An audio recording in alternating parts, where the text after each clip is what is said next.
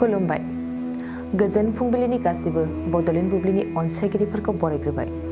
दिनै 6 फेब्रुआरि समबारनि फान्जामुथिखौ फरायथिनो लादों किलिखां ब्रह्मआ। फान्जामुथिनि गिबियाव दं मेष राशि। देहानि फारसे गाज्रि सम, हरखाब मेगन गाज्रि जानो हागौ। देहानि जेंनाखौ लानानै दुखु जागोन। वृष राशि। सोरनिबा थुलुंगा मोनगोन। गोसोनि थुलुंगाजों गोख्रै खामानि मावनो हागोन।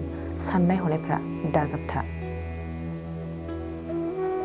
मिथुन राशि। न'खरनि मुवा बेसादफ्रा खहा जागोन। फालांगि बिथिङाव मोजां सान जानाय नङा। खहाखौ लानानै दुखु जागोन। कर्कट राशि। मावनो लानाय खामानिया जाफुंसारनायाव सान्थि मोनगोन।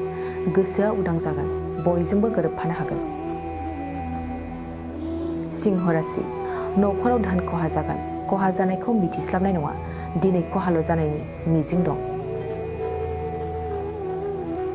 कन्या राशि। मोजां सान। थांखि जाफुंसारनायाव गोसोआ हाजासे रंजागोन। देहानि फारसे सिगांनिख्रुइ मोजांसिन। तुला राशि। धोन आरजिनायनि फारसे मोजां सम। जायखिजाया फालांगिजों धोन मोननो हागोन। फालांगियाव साननाय बादि जाफुंसारगोन। वृश्चिक राशि। सांग्रां जा। नोंथांनि सोरगिदिं सुथुरा बांगोन। आंगो लोगोखौ फोथायनायनि सिगां गोबां सानग्रो। धनु राशि। फालांगियाव मोजां नङा। फालांगियाव रां आरजिनायनिख्रुइ बांसिन धोना खहा जागोन। मकर राशि। गुबुननि अननायाव गोजावनाङा। सोरबाया नोंखौ मोननो हास्थायगोन। समनि थासारिखौ बुजिनो नाजानाया नोंथांनि मोजां। कुम्भ राशि। न'खराव गोथार खामानि जागोन।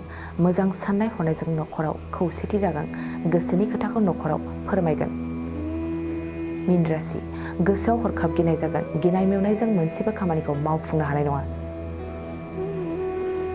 दिनै सानसेनि राशि फरायथिनायाबो एसेनोसै। आसा खालामो नोंथांनि दिनैनि साना मोजाङै मोजां थांगोन। बेखौ बड'लेण्ड बुब्लि न'खरनिफ्राय मिजिंथिबाय। गोजोन्थों।